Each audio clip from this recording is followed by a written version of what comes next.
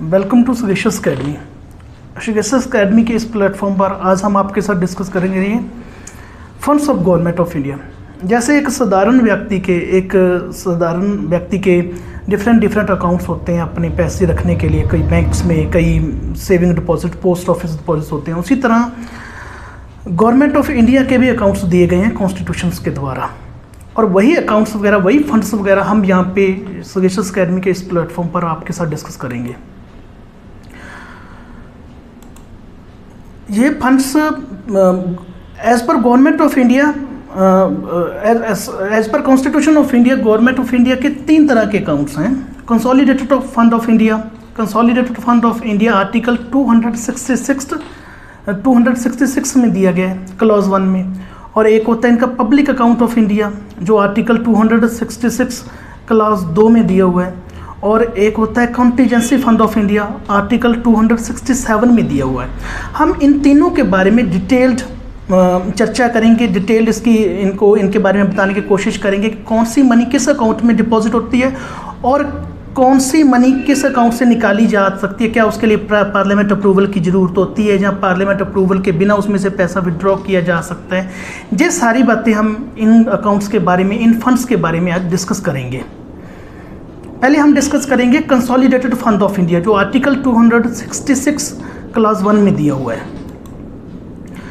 Consolidated fund of India में जो money deposit होती है, जो सरकार की जो मनी होती है, वो डायरेक्ट और इनडायरेक्ट टैक्सेस से जो भी रेवेन्यू हो रहा है सरकार को, वो कंसोलिडेटेड फंड ऑफ इंडिया में डिपॉजिट करवाया जाता है।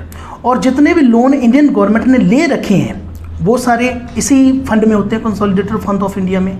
और इसके द्वारा अगर गवर्नमेंट को कहीं से लोन वापस हो रहा है, देखो अगर गवर्नमेंट लोन लेती है तो गवर्नमेंट लोन देती भी है, तो वो जब गवर्नमेंट से किसी ने लोन लिया होता है, जब वो लोन वापस आता है तो वो पैसा भी कंसोलिडेटेड फंड ऑफ इंडिया में डिपॉजिट करवाया जा रहा है। और उस लोन पे जो इंटरेस्ट गवर्नमेंट ने कमाया होता है वो भी इसी अकाउंट में है, कंसोलिडेटेड फंड ऑफ इंडिया में डिपॉजिट करवाया जाता है।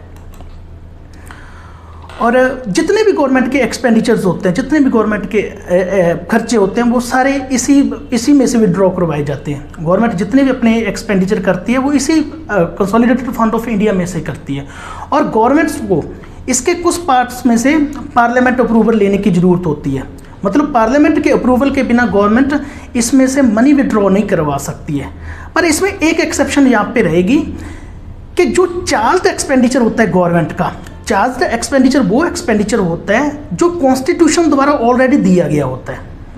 कॉन्स्टिट्यूशन द्वारा ऑलरेडी, जब पार्लियामेंट के किसी के एक्ट द्वारा ऑलरेडी दिया होता है, उसके लिए पार्लियामेंट अप्रूवल लेने की गवर्नमेंट को ज़रूरत नहीं होती है यहाँ पे। और कि हर एक स्टेट का अपना अपना कंसोलिडेटेड फंड हो सकता है, जैसे कि सेंट्रल गवर्नमेंट का कंसोलिडेटेड फंड होता है, उसी तरह हर स्टेट का, हरियाणा का हो सकता है अपना, पंजाब का कंसोलिडेटेड फंड हो सकता है, केरला का कंसोलिडेटेड फंड हो सकता है, जिसमें वो सभी इसी तरह के डायरेक्ट और इनडायरेक्ट टैक्स के रेवेन्यू, या लोन्स जो दिए हैं या लिए हैं उनका जो रेवेन्यू होता है इसमें डिपॉजिट करेंगे। अब हम देखेंगे चार्ज एक्सपेंडिचर क्या होते हैं। जो अनचार्ज एक्सपेंडिचर होते हैं, हमने ऑलरेडी डिस्कस किया है कि उसमें से अगर पैसा विड्रॉ करवाना है तो गवर्नमेंट को पार्लियामेंट्री अप्रूवल लेना पड़ेगा।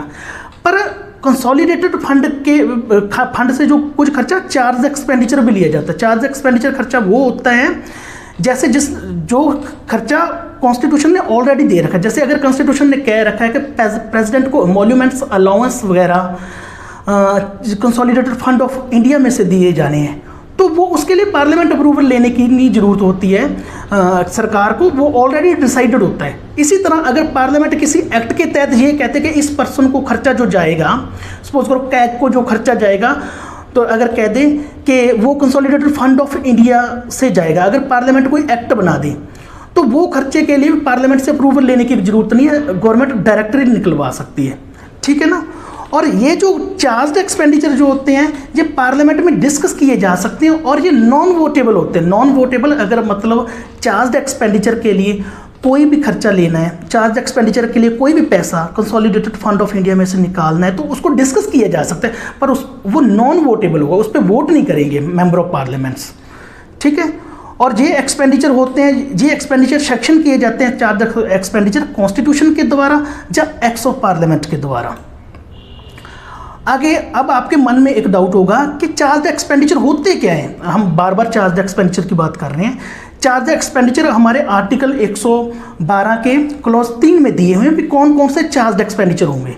आर्टिकल 112 क्लॉज 3 उसमें क्या है, वो कौन कौन से चार्ज एक्सपेंडिचर हैं जिनके लिए पार्लियामेंट की अप्रूवल की जरूरत नहीं पड़ी, वो ऑलरेडी डिसाइडेड होते हैं। जैसे emoluments and allowances of the president को जो इमोल्यूमेंट्स देंगे, कुछ अलाउंस वगैरह प्रेसिडेंट को जो दिए जाएंगे वो चार्ज एक्सपेंडिचर में आते हैं।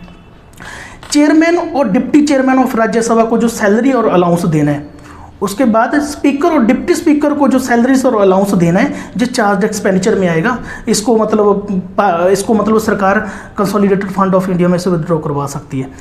Salaries, allowance and pensions of the supreme court जजेस, सुप्रीम कोर्ट जजेस के जो सैलरीज होंगे, अलाउंस होंगे, पेंशंस उनकी होगी, ये सुप्रीम कोर्ट के जजेस की जो होगी, ये कंसोलिडेटेड फंड ऑफ इंडिया में चार्ज एक्सपेंडिचर की तरह होता है। इसको सरकार विड्रॉ करवा सकती है कंसोलिडेटेड फंड ऑफ इंडिया में से। और पेंशंस ऑफ द जजेस ऑफ द हाई कोर्ट, और जो हाई कोर्ट के जजेस होंगे उनकी पेंशन होगी, वो भी विड्रॉ करा सकती है। यहाँ पे सैलरी नहीं लिखा हुआ है, क्योंकि सैलरी जो होगी, जहाँ पे पेंशन, जजेस की पेंशन के बारे में बात की गई है कि वो कंसोलिडेटेड फंड ऑफ इंडिया में से विड्रॉ करवाई जा सकती है। सैलरी नहीं लिखा हुआ, क्योंकि सैलरी जो होती है जजेस की, हाई कोर्ट की, वो कंसोलिडेटेड फंड ऑफ स्टेट में से विड्रॉ होती है। इस कारण यहाँ पे पेंशन का ही जिक्र किया गया, सैलरी का जिक्र नहीं किया गया है। इसके बाद जो सैलरीज एंड अलाउंस होते हैं, पेंशन होती है जो कैग की, कंट्रोलर एंड ऑडिटर जनरल, जैसे हमारे पास ऑडिटर जनरल अपॉइंट किए जाते हैं, कंट्रोलर एंड ऑडिटर, सरकार का हिसाब करने के लिए भी एक बॉडी होती है कंट्रोलर एंड ऑडिटर जनरल, उसकी पेंशन, उसकी सैलरी, उसके अलाउंस भी कंसोलिडेटेड फंड ऑफ इंडिया के चार्ज एक्सपेंडिचर में आते हैं। Salary, allowance and pension of the chairman and member of the union public service commission, UPSC के जो चेयरमैन होते हैं, मेंबर्स होते हैं, वो भी चार्ज एक्सपेंडिचर में आते हैं। वो भी कंसोलिडेटेड फंड ऑफ इंडिया में से उनकी सैलरीज वगैरह के लिए पैसे विड्रॉ किए जाते हैं। और जो डेट चार्जेस सरकार को देने होते हैं, सरकार जिससे भी डेट लेती है, जिससे भी कर्जा लेती है, तो उसके इंटरेस्ट वगैरह भी तो सरकार को पे करना पड़ता है, वो भी हमारे कंसोलिडेटेड फंड में से चार्ज एक्सपेंडिचर में से लिए गए हैं। और उसके बिना अगर सरकार पे कोई जजमेंट में सरकार पे कोई फाइन वगैरह लग रहा है, किसी कोर्ट में सरकार कोई केस हार गई किसी कंपनी के अगेंस्ट, तो उसका जो पैसा जाएगा वो भी चार्ज एक्सपेंडिचर में से कंसोलिडेटेड फंड ऑफ इंडिया में से जाएगा। इसके बिना भी एक्सपेंडिचर हो सकते हैं। चार्ज एक्सपेंडिचर अगर पार्लियामेंट कोई भी डिक्लेयर करे या कॉन्स्टिट्यूशन के द्वारा कोई भी डिक्लेयर किया जाता है, वो भी चार्ज एक्सपेंडिचर में आ जाए। मतलब पार्लियामेंट भी डिसाइड कर सकती है कौन सा चार्ज एक्सपेंडिचर है, कौन सा अनचार्ज एक्सपेंडिचर है। कॉन्स्टिट्यूशन भी ये डिसाइड कर सकता है टाइम टू टाइम। और अब हम बात करेंगे दूसरे की, public account of the government. पहले हमने बात की कंसोलिडेटेड फंड ऑफ इंडिया, अब हम पब्लिक अकाउंट ऑफ गवर्नमेंट की बात करेंगे। जितना पैसा पब्लिक का सरकार के पास जमा होता है, जैसे बैंक में सेविंग अकाउंट होते हैं वेरियस मिनिस्ट्री के डिपार्टमेंट के, जैसे हम प्रोविडेंट फंड की बात करते हैं, एम्प्लॉयज़ का प्रोविडेंट फंड कटता है, वो सरकार के अकाउंट में जाता है और सरकार को किसी ना किसी टाइम वो लोगों को लुटाना होता है, ठीक है। और जैसे हम करते हैं नेशनल क्लाइमेटिक कॉन्टेंजेंसी फंड की बात करते हैं, जैसे कोई लोग करते हैं, जैसे कोई कोविड में आया था, कोई कोविड के लिए फंड क्रिएट करना हो, जनता उसमें डोनेशन करती है, पैसे देती है। वो सारा जितना पब्लिक का पैसा होता है वो सरकार क्या करती है, वो अपने पब्लिक अकाउंट में जमा करवाती है। और ये सब बैंकिंग ट्रांजैक्शन के रूप में जनता को वापस भी किया जाता है अगर जरूरत पड़े तो। जैसे प्रोविडेंट फंड एम्प्लॉयज़ का होता है, वो एक टाइम के बाद जनता को वापस करना होता है। और एक बात ये है कि इसमें जो पैसा जमा करवाया जाएगा वो कंसोलिडेटेड फंड के बिना जो रेवेन्यू हो रहा है सरकार को वो जमा करवाया जाएगा। जो तो कंसोलिडेटेड फंड में हमने जमा करवाया, जैसे tax revenue, direct tax revenue, loan raised by government, उसके बिना जो पैसा सरकार को बनता है, जैसे पीएफ के रूप में, प्रोविडेंट फंड के रूप में, बैंकिंग सेविंग अकाउंट्स के रूप में, कोई जुडिशियल डिपॉजिट्स होते हैं उसके रूप में जो पैसा जमा करवाया जाता है, वो पब्लिक अकाउंट ऑफ गवर्नमेंट में डिपॉजिट किया जाता है। और गवर्नमेंट को इसमें से पैसा विड्रॉ करने के लिए पार्लियामेंट के अप्रूवल की बिल्कुल ज़रूरत नहीं होती है, ठीक है ना। और हर स्टेट का अपना एक सिमिलर पब्लिक अकाउंट भी हो सकता है। और इसका जो ऑडिट किया जाता है, इस अकाउंट का जो हिसाब किताब किया जाता है, वो कंट्रोलर एंड ऑडिटर जनरल द्वारा किया जाता है। और जैसे कि मैंने आपको पहले बताया कि ये पेमेंट्स मोस्टली बैंकिंग ट्रांजैक्शंस के रूप में की जाती हैं। जैसे हम पीएफ वगैरह रिसीव करते हैं तो वो हमारे अकाउंट में ही सरकार डाल देती है। इसके बाद है contingency fund of India, article 267 में दिया गया। कॉन्टीजेंसी से ही हमें पता लगता है ये किसी एमरजेंसी के लिए, किसी फैमिन के लिए जो पैसा हम यूज़ करते हैं वो इसमें डिपॉजिट सरकार जो कभी मतलब अनफोर्सिन कोई इमरजेंसी आ जाती है, अनएक्सपेक्टेड और अनफोर्सिन एक्सपेंडिचर के लिए जो पैसा बचा के सरकार रखती है वो इसमें जमा करती है। जैसे कि हम कहते हैं कि कोविड-19 ही आया था पीछे है, कोविड-19 को डील करने के लिए सरकार को कुछ तो एक्सपेंडिचर की ज़रूरत थी, तो सरकार ऐसी मतलब इंसिडेंट के लिए डील करने के लिए एक फंड अलग से रखती है, जिसे हम कहते हैं कॉन्टीजेंसी फंड ऑफ इंडिया, जो आर्टिकल 267 में डिस्कस किया गया है। और इसमें क्या होता है, इसका मतलब सब जो इसमें डील करता है, जो प्रेसिडेंट का ज़्यादा रोल होता है। सपोज करो अचानक कोई मतलब कैलामिटी आ गई, कोई इमरजेंसी अचानक आ गई, तो सरकार बिना किसी पार्लियामेंट अप्रूवल से इसमें से पैसा निकलवा सकती है। और प्रेसिडेंट का इसमें बहुत बड़ा रोल होता है, क्योंकि प्रेसिडेंट ही सरकार को ये पैसा निकाल के उस नेचुरल कैलामिटी के लिए या किसी भी उस अनफोर्सिन अनएक्सपेक्टेड इवेंट को डील करने के लिए सरकार को पैसा देता है। और इसमें से पैसा तो अचानक निकलवाया जा सकता है, मतलब किसी भी अनएक्सपेक्टेड इवेंट को डील करने के लिए, बट इससे पैसा निकालने के बाद कुछ टाइम बाद सब्सिक्वेंटली सरकार को अप्रूवल लेना पड़ता है लेजिस्लेटर से या पार्लियामेंट से। अप्रूवल जनता मतलब पार्लियामेंट का अप्रूवल लेना पड़ता है। और फिर उसके बाद सपोज करो एक बार कंटीजेंसी फंड ऑफ इंडिया का जो फंड है वो 500 करोड़ है। अगर अचानक बीच में कोई नेचुरल कैलामिटी आ गई, कोई फ्लड आ गया, उसमें से 50 करोड़ रुपये लग गया सरकार ने कॉन्टीजेंसी फंड ऑफ इंडिया में से 50 करोड़ रुपए खर्च कर दिए। इसका मतलब अब हमारे पास जो कंटीजेंसी फंड रह गया वो 450 करोड़ रुपए रह गया। और इस 450 को दोबारा 500 करोड़ बनाने के लिए सरकार को दोबारा से कंसोलिडेटेड फंड ऑफ इंडिया में से पैसे विड्रॉ करके कंटीजेंसी फंड में डालने पड़ेंगे, ताकि वो जो कंटीजेंसी फंड है उसको मेंटेन रख सके। ठीक है। और इसके लिए सरकार को पार्लियामेंट अप्रूवल भी लेना पड़ेगा, अगर मतलब कंसोलिडेटेड फंड ऑफ इंडिया में से पैसा निकाल के कॉन्टीजेंसी फंड में डालना है। But contingency fund of India में से जब पैसे विड्रॉ किए जाते हैं किसी अनफोर्सिन इवेंट को डील करने के लिए, तब पार्लियामेंट को शुरू में अप्रूवल की जरूरत नहीं होती है, बट जब पैसा निकल जाता है उसके बाद सब्सिक्वेंटली अप्रूवल लेने की जरूरत होती है। और इसी तरह सिमिलर अकाउंटिंग कंटीजेंसी फंड जैसे स्टेट के भी अलग अलग होते हैं, जैसे केरला का लागू होगा, पंजाब का लागू होगा, हरियाणा का लागू होगा, वो आर्टिकल 267 के क्लॉज 2 में दिया गया है। वो भी अपना अपना कंटीजेंसी फंड स्टेट अलग अलग रख सकती हैं।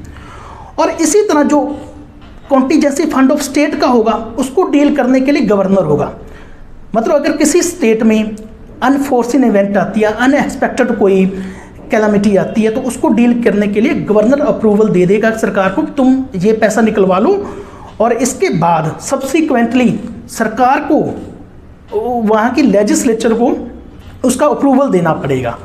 और उसी तरह जैसा कि हमने कंटीजेंसी फंड ऑफ इंडिया के मामले में देखा कि पैसा कॉन्टीजेंसी फंड से निकालने के बाद पार्लियामेंट का अप्रूवल लेना पड़ा था, और पार्लियामेंट का अप्रूवल लेके कंसोलिडेटेड फंड ऑफ इंडिया में से पैसे निकालकर कंटीजेंसी फंड ऑफ इंडिया में डाले गए कि ताकि कॉन्टीजेंसी फंड को मेंटेन किया जा सके। उसी तरह स्टेट लेजिस्लेचर क्या करेगा, इसका मतलब कंसोलिडेटेड फंड में से पैसे निकाल के कंसोलिडेटेड फंड ऑफ स्टेट को पूरा करने के लिए लेजिस्लेचर का अप्रूवल लेकर कंसोलिडेटेड फंड ऑफ इंडिया से पैसे निकाल के कंटीजेंसी फंड ऑफ इंडिया में डालेगा, ताकि वो उसको मतलब कंटीजेंसी फंड ऑफ स्टेट को मेंटेन किया जा सके। तो ये था हमारा आज का topic funds of government of India, जहाँ हमने स्टेट के भी कुछ मतलब डिस्कस किए हैं। और आज के लिए हम आपके लिए एक क्वेश्चन लेके आए हैं, जैसे कौन सा आर्टिकल एनुअल फाइनेंशियल स्टेटमेंट की बात करता है, किस आर्टिकल में, कॉन्स्टिट्यूशन के किस आर्टिकल में एनुअल फाइनेंशियल स्टेटमेंट जिसे हम बजट कहते हैं उसका जिक्र किया गया है। Thank you.